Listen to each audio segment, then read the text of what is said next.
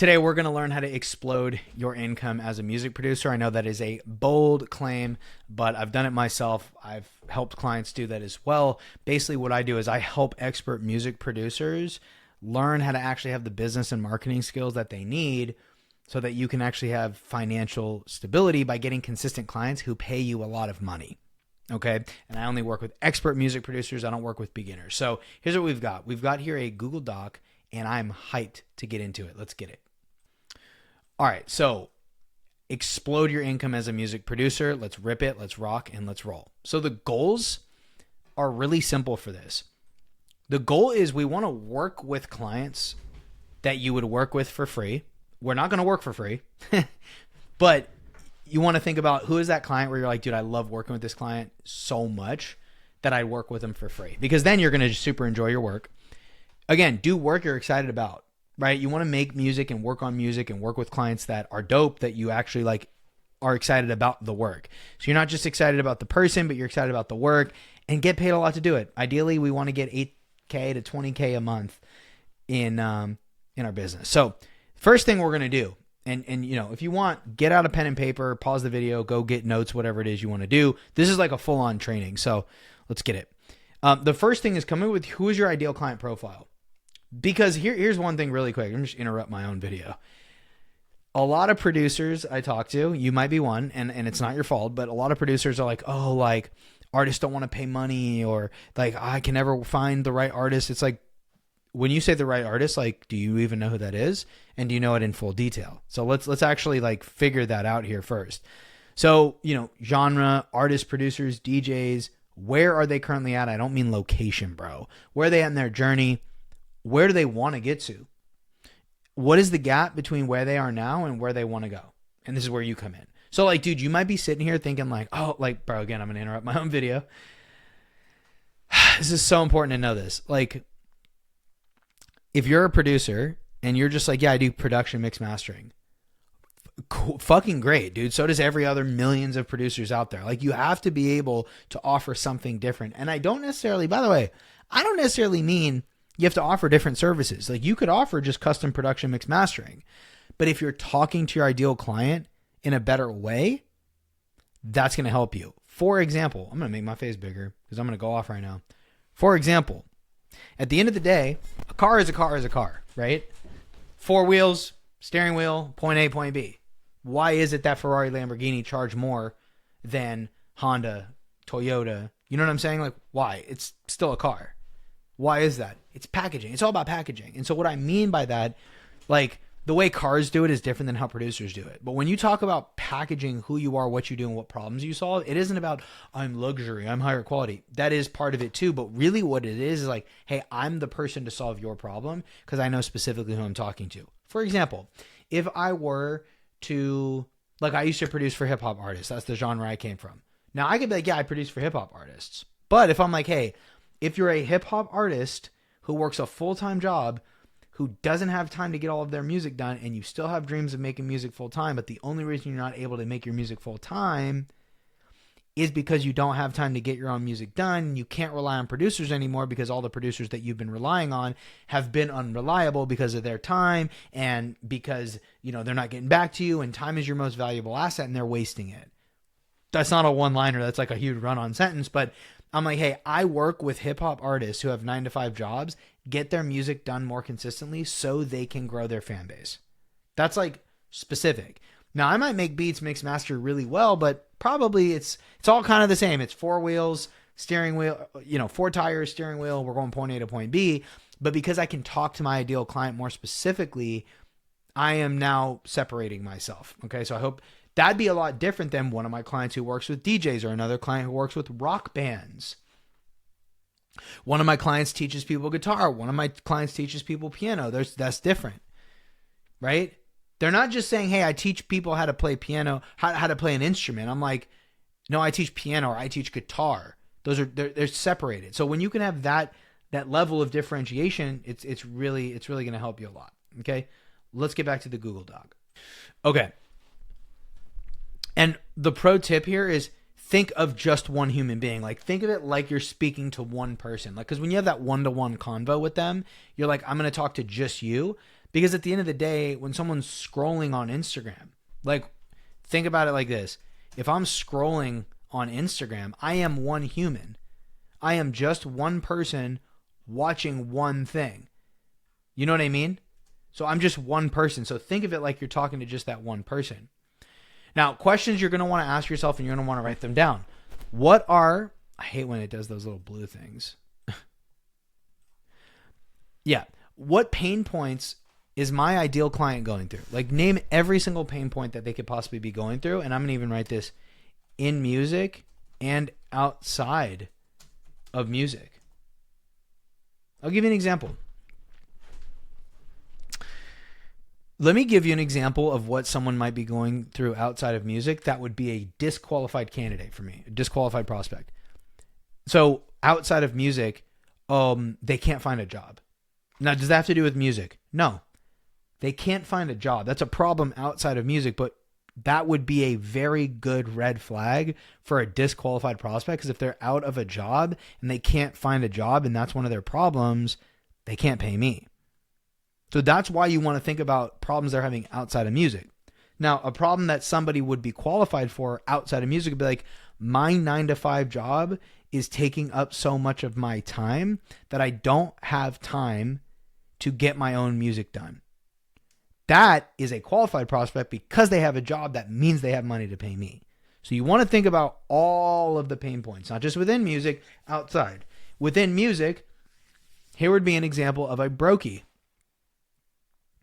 The beats that I steal from YouTube, when I YouTube to MP3 my beats, don't sound quality enough.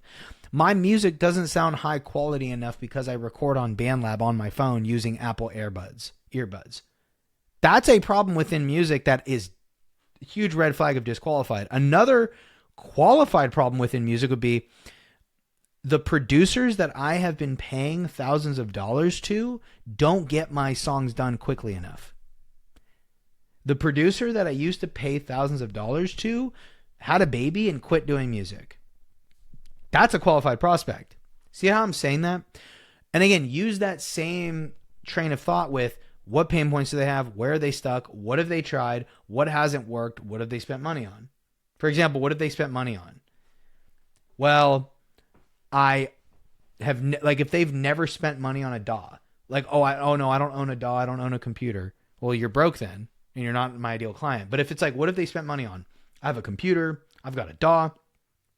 I don't have a lot of plugins, but I've got a microphone. I've got an audio interface. I've got headphones. Okay, that's an ideal prospect because they're recording their own music at home. That's someone you could be working with. Or I own a guitar, I own a piano, whatever it might be for you, right? So all of those different things. So that's the first thing you want to do. Come up with your ideal client profile. The next is your offer. Like, what are you going to do for them? So features over benefits, right? We want to know what our features are, but we don't want to advertise features. It's features over benefits, feelings over features. So what do I mean by that? I saw, where did I see it? I saw this quote. The dude on Shark Tank, I think his name's Robert. I saw him, man. This was a YouTube short. It was brilliant. He said, bad salespeople talk about features. Good salespeople talk about benefits. The best salespeople talk about feelings. I was like, oh, that's so key. No one cares what you're giving them. They only care about benefits and how that will make them feel. So, for example, let's use the Ferrari example, okay? If someone starts talking to me about the actual, stitching and the leather, like this is such a common thing, especially amongst car salesmen. They're always like talking about the features and, well, it's used with this kind of Italian leather. And I'm always like, not that I've gone into the Ferrari dealer lately to inquire yet, but I'm just saying, like, when people talk about features and all that, I usually stop them and I'm like, hey, by the way, I know that sounds really cool. I actually don't know or care what the fuck that means. What's it going to do for me? So, for example, if I was selling Ferrari, I'd need a lot more training. But if I was selling Ferrari, I wouldn't be talking about the stitching and the leather. I'd be like, dude, I'm going to say, hey, real quick, here's what the leather is. It's like this type of leather. It's the highest quality leather. More importantly, when you sit, and by the way, what I would probably do is I'd have them sit in the car and I'd be like, sit here for a second, just close your eyes and listen to what I'm going to tell you. I'd say that leather is XYZ leather. Feel the stitching. Say that stitching is XYZ stitching. You know why we make it like that? We make it like that because it is going to make you feel like a race Formula One driver, but you're going to feel so comfortable. You're going to feel like you're driving on a cloud. You're going to feel like you're driving on a cloud. The amount of comfort and speed you're going to feel is unmatched. Like you're going to be driving so fast and you're going to think you're only going 10, 20 miles an hour. That's how great the stitching feels. That's how great the leather feels. They're going to be like, oh, okay, now I'm imagining myself because it's a feeling. And again, really the only thing, like pro tip here, is the only thing your clients really care about is the end result. That's the only thing they care about. They don't give a fuck what you're going to actually do at all. They don't care. So that's why it's so crazy. Like so many producers are like, why do production mix mastering? I don't give a fuck. I don't care. How is that going to help me? Where are you going to get your songs done? Yeah, bro. But if you can speak to them like, dude, hey, if you're a recording artist, you're stuck in a 9-to-5 because your 9-to-5 fuels your music. And the reason that you aren't able to get your songs done is because you don't have a producer to rely on because they keep wasting your time. Here's how I'm going to be able to help you. Now they're like, oh. And you want to give them that feeling of like, dude, when we work together, by the end of our time together, you're going to feel so much more confident, in control, and you're going to feel like you felt when you first started doing music. You're going to feel that exact excitement when we're done working together. You're going to feel like you're taking your music to the next level, and that's going to give you more confidence than you've ever had in your music in your entire career. Feelings. Now, the next thing is pillars. Bro, I'm telling you right now, I never heard anyone else talk about this, but I talk about it and I help my clients talk about this, and this is how my clients and I get paid thousands and thousands and thousands of dollars from artists. Pillars. These are the 2 to 3 big parts of your process. Now, really important tip here. I'm going to make my face bigger. This is not the timeline. This isn't the timeline yet. This is it's kind of the timeline, but it's not like necessarily like what you're going to do yet. This is more of like explaining the process. Let me give you an example. So pillar 1, we're going to create the instrumental. Your client's going to record, right? You're going to write and record your vocals. You're going to submit recorded vocals to me. Then we're going to arrange the song and we're going to give the song moments and make the song sound more exciting. And by the end of this phase, we're building momentum and you're already feeling like this could be the best song you've released to date. Do you see how I inserted a feeling into the pillar?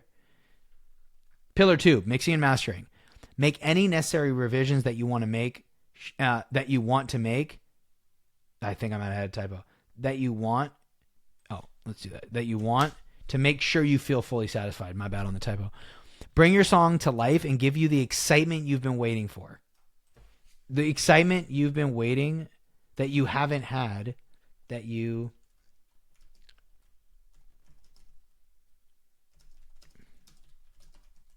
chasing for years. See what I'm saying? Feeling. And then pillar 3, this is just an example. Pillar 3, release strategy. Let's put together a release strategy. So you stop feeling like your songs get lost in the void, and you start feeling like your songs and career get the attention you deserve. Feelings, content strategy, pre-release, post-release, etc., etc. Then we've got the timeline. How long is it actually going to take? 4, 6, 8 weeks. If you're doing a single, like if it was me, I'd be pushing a 4-week turnaround. Pushing a 4-week turnaround. Like I'd be hustling. I'd be like, dude, we're going to do this shit in 4 weeks. Like we're getting songs done. I want them, the client, to feel like, I want them to feel like they're moving too slow. Because here's why. My ideal client, and probably yours, my ideal client's like, I haven't had a producer move fast enough and get shit done. Right? They've waited weeks and weeks and weeks. They have other commitments. They have a baby. They have a wife, whatever bullshit the producers are saying. So I'm going to come in and I want my client to feel like they're too slow. That's going to give me the authority in the sales situation as a producer to be like, then my client's going to be like, okay, yeah, this dude Lee, he's legit. Like he's trying to get shit done quick. And be like, yeah, turnaround time's 4 weeks. Because that's what they've been wanting, right? The next part is the actual deliverables. And this is different than your pillars. Now, here's an example. By the way, I'm giving you some good gems here. Example, custom exclusive production, mix, master, and then a bonus instrumental for your next song. You can do that. I like to do that. It's like, hey, for sometimes like, hey, if it's the first time purchase, I'm like, hey, for your first time ever working with me, I'm going to give you an extra instrumental for free. And you can include other types of bonuses that I would for sure include bonuses, like a content strategy if you do that stuff, or an ad strategy, or a video course, a vocal recording template, a vocal mixing template. You could do a vocal recording course. Oh, but I don't want to be a guru. You're not a fucking guru, dude. You're just giving them some videos to help them in their journey. I don't want to be a guru. I don't want to make courses. I don't want to sell courses. Okay, chill. You're not. Just give them videos to help them.